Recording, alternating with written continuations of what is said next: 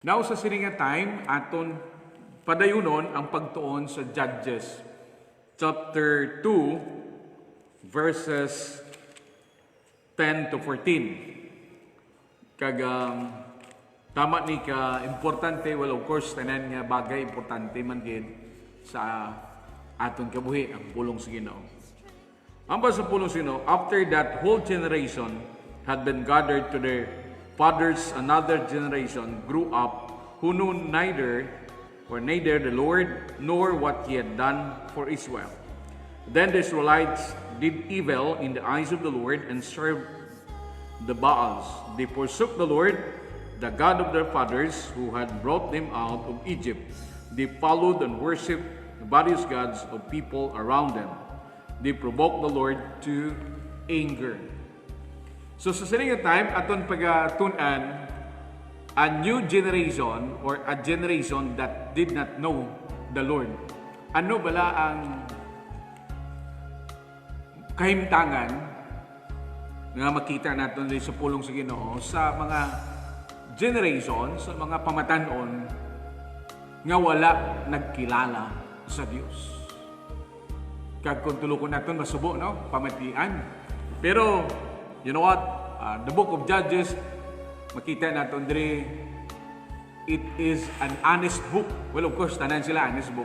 Pero it deals sa gitawag na personal life. Personal nga mga pamatasan, karakteristik. Kag hindi matago nga ini nga passage, no? Baga sa aton, tanan kita sini madalasagid. Kaya nga man, kita nga mga tao, no, gakinanglan sang pagtudlo sa atong pagkabuhi. Even myself.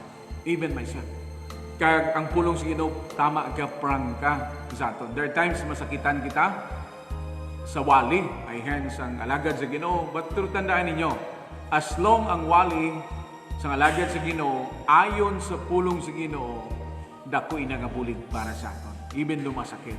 Pero kung nagwali na gani, layo sa pulong sa Ginoo, kag tungman nga panakit sa tagibuson sa tao, hindi naman nasakto.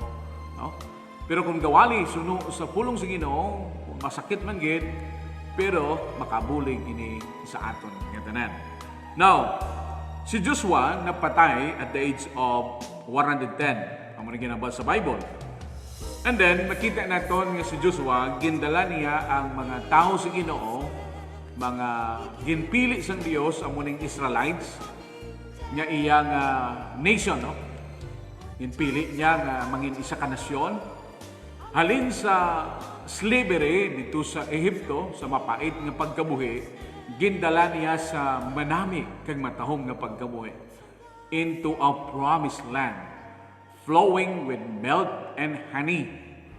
Imagine ninyo, butsingon, progressive ang lugar, prosperous, kag matahong gid ang ila madangtan sa sining lugar.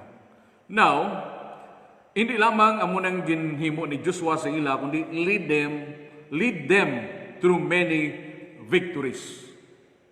Gindala sila ni Joshua, no? Sa madamo nga makadalagan. Ginupod ni Joshua. Madamo sila sing kaaway na tubang, kag madamo sing kadalagan na eksperyensyahan ang mga Israelites through leadership of Moses and Joshua. Not only that, ang pinakatahong pagid nga nahimo ni Joshua sa ila life, that Joshua set them a good example of faith in God.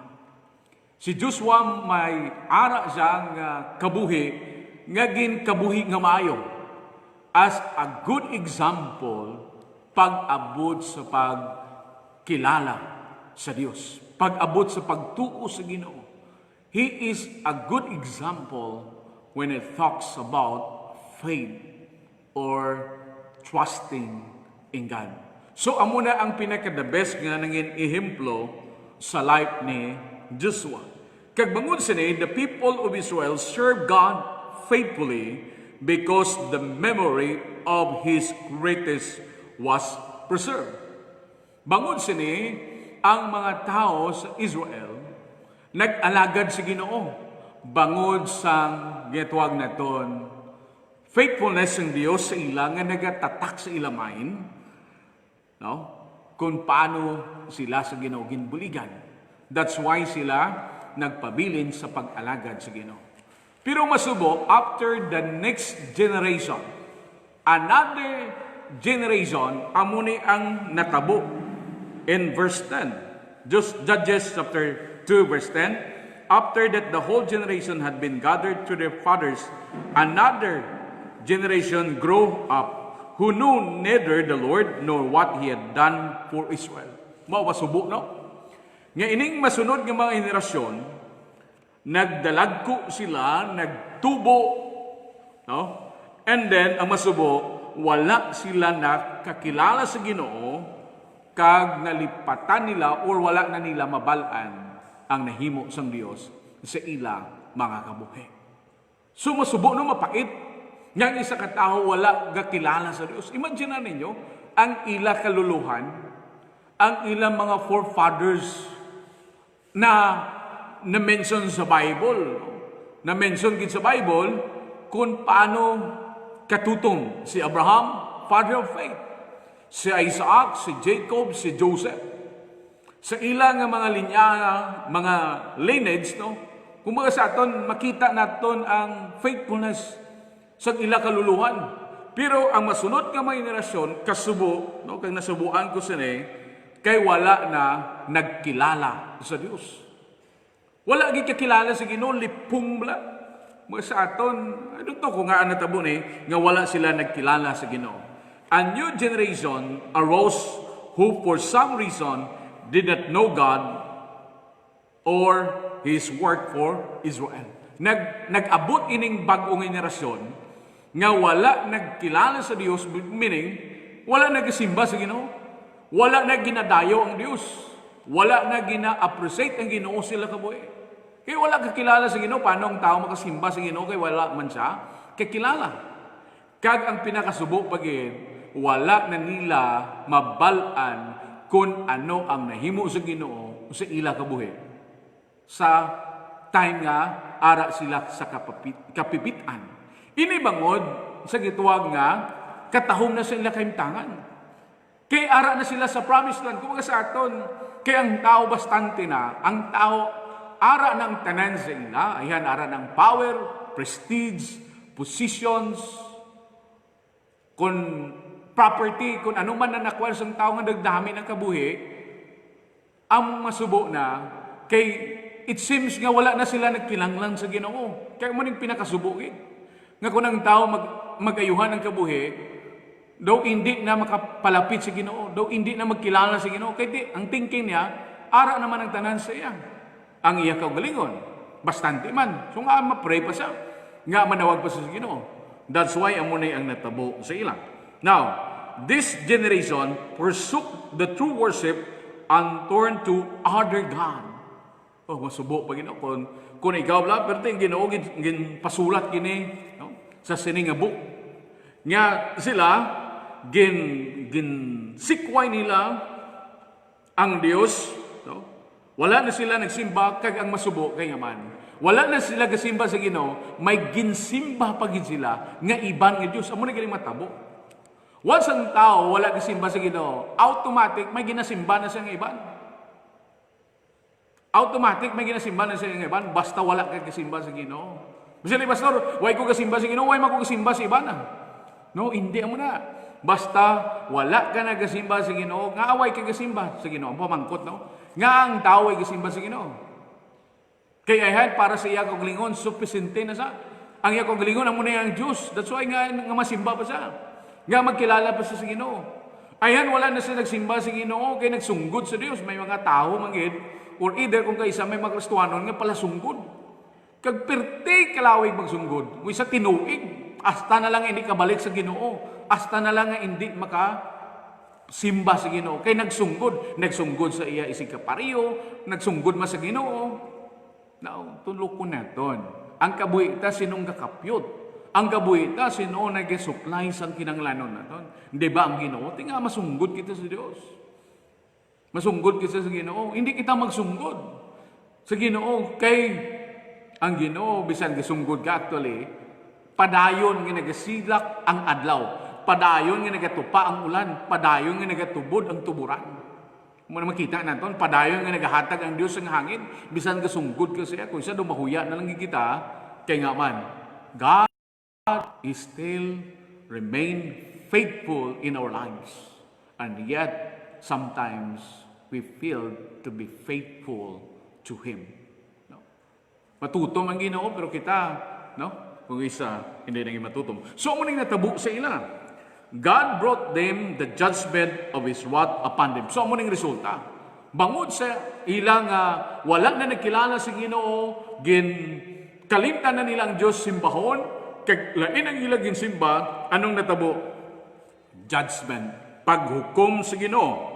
In verse 12, they forsook the Lord, the God of their fathers, who had brought them out of Egypt. They followed and worshiped various gods. Hindi lang isa ka Ginoong ginasimba nila, damo nga Dios, various gods. Imagine ninyo, no? Kung ano kapait ni tubangan sa Ginoo. Of the people around them, and they provoked the Lord to anger, because they forsook Him and served Baal and Ashtoreth. No, amo ning ilaging simba si Baal. No? In His anger against Israel, the Lord handed them over riders who plundered them. He sold them to their enemies all around, whom they were no longer able to resist. Bangod sang ilang palayo sa Dios, no? Bangod sa pagsikway nila sa Ginoo, ang Ginoo naghatag sang gitwag disciplinary action.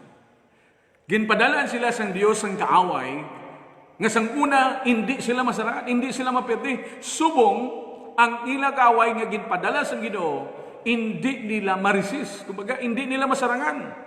Tanawan niyo ba, verse 15, whenever Israel went out to fight, the hand of the Lord was against them to defeat them. Just as He had sworn to them, they were in great distress. Every time magsugata sila sa kaaway, hambal sa pulong sa Ginoo, ang ilang mga kontra, no, hindi nila masarakan. Gakaperdi sila. Amo nang resulta, kung ang tao magpalayo sa Ginoo, perdi kita. Perdi ka, hindi ka magdaog. Hindi kita magdaog kung nagpalayo kita sa Ginoo. Paano ka magdaog kay ang imo apin, ang pinagkakusog, pinagkagamahanan, gid palayuan nimo. So paano ka magdaog? Paano ka magdaog sa sugataon sa imong kabuhi? Kaya nga man, by your own strength, by your own wisdom, by your own ability, by your own ideology. No, hindi mo na madaog. Tanan madaog na ton, paagi sa bulig sa Ginoo. Now, ano ang lesson nga matunay naton sa sarili nga time? When the knowledge of God is preserved in the community, especially by those who have personally experienced God's power. So dapat i-preserve ang ituwag knowledge of God. I-preserve ang pagtudlo na nungod sa Ginoo in the community. Excuse. Okay, i-preserve. Sa community, dapat sige-sige ang pagtudlo. Amo na, no? Ang mga simbahanan. May ara niya centers, no? Sa mga barangay, sa mga lugar. Para ano? Hindi para magdamo yung membro simbahan. Para ma-preserve ang pagkilala sa mga tao sa Diyos. Picture out ninyo, be? What if karon wala na sing mga alagad sa Ginoo magwali? Wala na be karon may magdala sang mensahe. Anong matabo sa kalibutan? Ang mga tao malipatan nila ang Diyos, ang mga tao hindi na magkilala sa Ginoo. Anong matabo? Wala na eh. Pero dapat i-preserve sa community sa kada isa ang pagpabilin kag pagkilala sa Ginoo. Amo ginang dapat ngaymoon naton, no? Kaya nga man, sina ang balde no? When the knowledge of God is preserved in the community, especially by those who have personally experienced God's power, Faith is nourished and obedience flourishes. Amo ning katahom gali. Kung ma-preserve kag mapanayon ang pagtudlo na nungod sa Ginoo, you know what? Ang pagtuo sang kada isa maganaris magatambok kung sa aton pa. Magamatahom ang iya kabuhi. And obedience flourishes. Diba kung may tao nga nagakilala sa Ginoo, mahadlok siya sa paghimo sang sala. Pero sa isa ka community, wala gid be magakilala sa Ginoo mga tao, wala kahadlok. Anong matabo? Dito sa Sodom kag Gomorra ya, anong ginatabo? Ginpagwa lang to sa Ginoo sila. Anong natabo? Nasunog. Meaning may distraction, may ara nga hindi maayo matabo. Kaya nga man, tisin o padabi ang kabalakan sa Ginoo, kung ina nga lugar wala nagidyamay, alagad siya, wala nagid may magsimba sa iya. Kasubo, di ba? Now, ano pagin makita naton? If we parents allow our children to grow up without this knowledge of God, we serve not only their ignorance and unbelief, but also this destruction. Sa isa gali kaginikanan, tama ka importante ang inyo laykay. Tandaan nyo gini. Tama ka importante ang inyo paandam sa inyo kabataan. Tama ka importante ang inyo guidance sa inyo kabataan. Tama gini ka importante ang pagdala ninyo kag pagtudlo na nungod sa Ginoo sa inyo kabataan. Sa aton mga kabataan, tama gini ka importante. Kaya nga man sila ang masunod ng generasyon. Kung ang ginikanan, wala nagagiya sa iya kabataan na nungod sa pagkilala sa Ginoo, later on, sila niya, we introduce them their destruction. Kung wala gali sang ginikanan, sang iloy sang amay, ang iya bata ginatudluan na nungod sa Ginoo, ginagpakilala o gina-introduce mo ang destruction sila kabuhi. Kaya kung ang bata way kakilala si Ginoo, bisan niya ginikanan, batuan niya mo. Bisan niya ginikanan, patyon niya. Bisan niya ginikanan, hindi niya pagpalanggaon, kay wala man siya kakilala si Ginoo.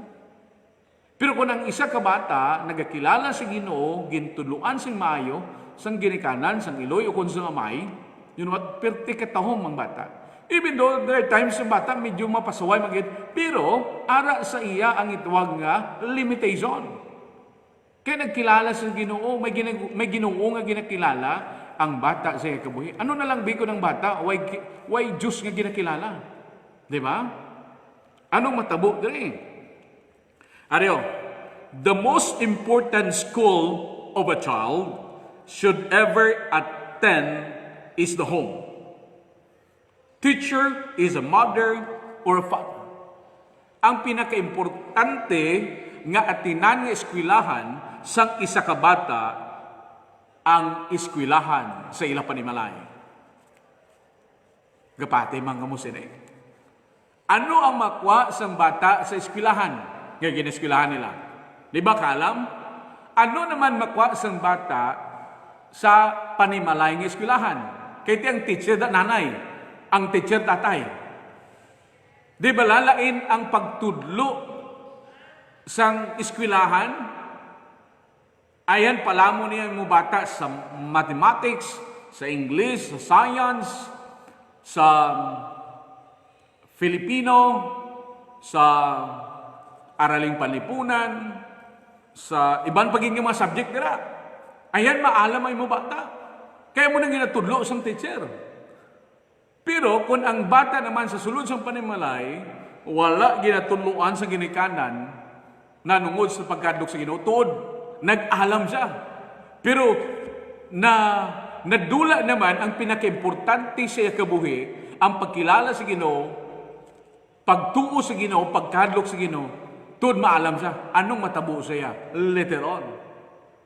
Maalam siya magtinunto, maalam siya magpalahapaw, maalam siya mangawat, maalam siya maghimo sa hindi mayo. Kaya nga man, nag-alam siya mo. Pero wala naman siya pagkilala sa Ginoo. So, dapat balance. Maalam ang bata nimo pag abot sa school, dapat ang aton bata, kinanglanon man nga natudluan sa pagkalok sa Ginoo. Di ba katahom? Sa mix, di ba? Alam bata mo, gakadlok sa Ginoo, so galikaw sa sasala. Kag hindi mangin distraction ang iya kabuhi. Tanwan nyo, madamo mo maalam nga ara nagatrabaho sa maayong mga posisyon, sa mga dalagko mga posisyon, pero karon anong natabo? Kay wala gakadlok sa Ginoo, ang ila mga ngalan nadagtaan. Ang ila mga ngalan madumduman sang tawo ay ina nangawat, ay ina nangurakot, ay ina naghimo sang hindi maayo. Di ba? Pero ang tao nga may pagkilala sa Ginoo, anong madumduman sang ibang mga tao? Po ina nga tao Diyos no. Ina nga tao malapit sa Ginoo. Ina nga tao nahadlok sa paghimo sang sala. Di ba nami pamatian? Now, kinanglanon naton ini. No? Kinanglanon naton. The solemn duty of all parents, included myself, to teach the children about God. Amo ning pinaka number one gid duty naton. Hindi lamang nga duty naton mangita trabaho para i-provide ang pagkaon sa ila, i-provide ang education sa ila, i-provide ang shelter, i-provide ang technology, i-provide ang comfort sa atong kabataan. Hindi lamang hasta na ang pinaka-importante kag the solemn duty of all parents to teach their children about God. Amo ning pinaka-importante nga duty nito. Ang pagtudlo sa aton mga kabataan na nungod sa Ginoo. Anong itudlo naton? Dapat una, mag-insert example kita. Anak, mga Diyos nun ikaw. Dapat ikaw makita man sa imo kabuhi, sa atong kabuhi, Diyos nun kita. Anak, hindi ka magbisyo. Dapat kita man mismo, wala sang bisyo nga makitang bata naton. Anak, hindi ka mamuyayaw. Dapat kita man galikaw sa pagpamuyayaw. Anak, hindi ka magdinalok. So dapat kita man nga girikanan, hindi nalok. Anak, mapinangamuyuan ka dapat. Dapat kita man nga iloy, kag amay, mapinangamuyuan man. Diba? Kaya makita nila Makita nila. Gasugo ka mga muyo, gasugo ka masimba, pero ikaw ay gisimba. Mga bata mo lang.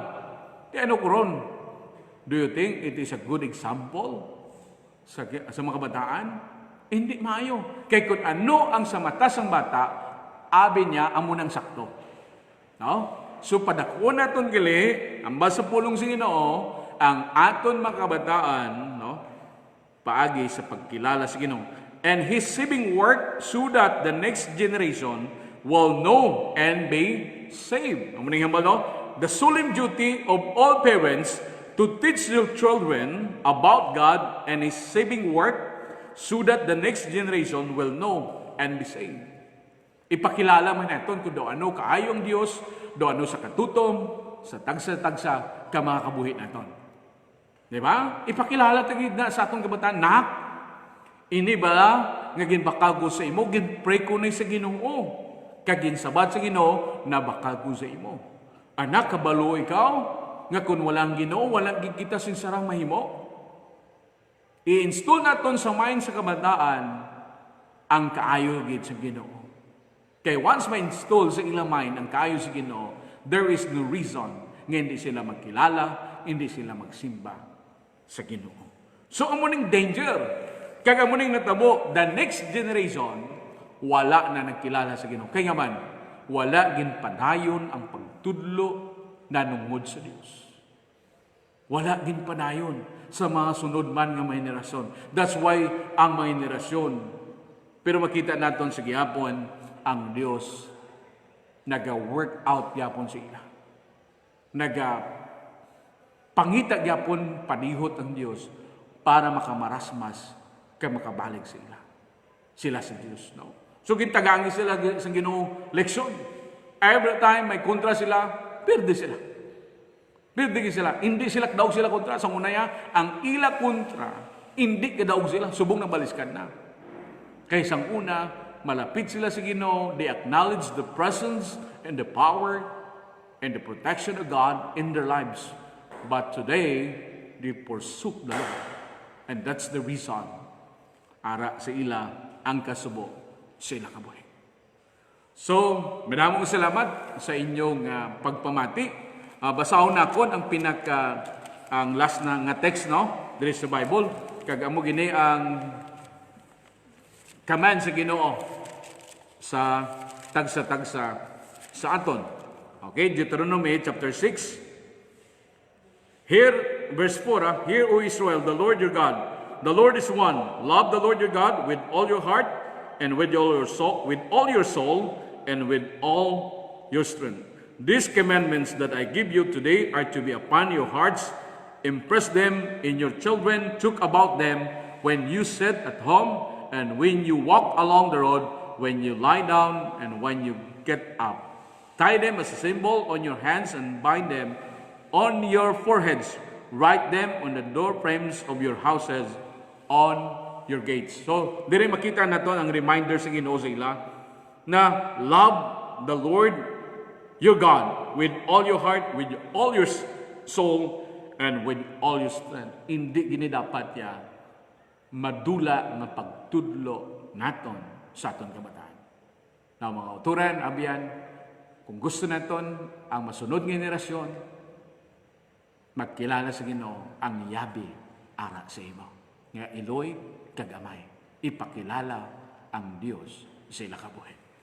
So mga pray kita, Ginong Diyos, salamat gid sa sinigagabi sa amon na tun-an. Lord, masubo kung ang mga masunod nga henerasyon wala na nakilala sa imo, wala na nagasimba. Gani Ginoo, ibutang sa amon heart the heartbeat of the gospel, the heartbeat of the Lord Jesus Christ. Ang pagtudlo sa masunod nga henerasyon na nungod sa imo. Lord, mangin worse ang kalibutan, mangin worse ang amon susudad, ang amon nga banwa o amon barangay, kung ang mga kabataan way nagkakilala sa imo. Gani Ginoo, tuloy kami nga ikaw kilalahon namon sa amon gabi. Padayon ko sa pag-upod sa amon, pag-bless sa amon, upod sa among mga tagpalamati sa nagagabi, bisan pa sa among pagtulog, tagay may kusog kabakod, sa nagamalasakit, ikaw mag-ayo, sa mga nakulangan, nawadaan Ginoo sa pagkaon, i-provide gid, kag sa mga layo sa ipanimalay, layo sa ila kabataan, Lord, bangod ini sa pagpangita sa kinanglanon man, i-protect ang bugos ng iyong panimalay. Ginong Diyos, salamat gid, sa nagagabi, updi kami, kag sa imo ginaampunakon, ang tanan, sa ngalan ni Jesus. Amen. May gabigid sa inyo tanan, kabay ang Diyos magpamayo sa aton, atong gitanan, ang Diyos magabalik, kag dapat mag-aman kita tanan. Thank you and good evening.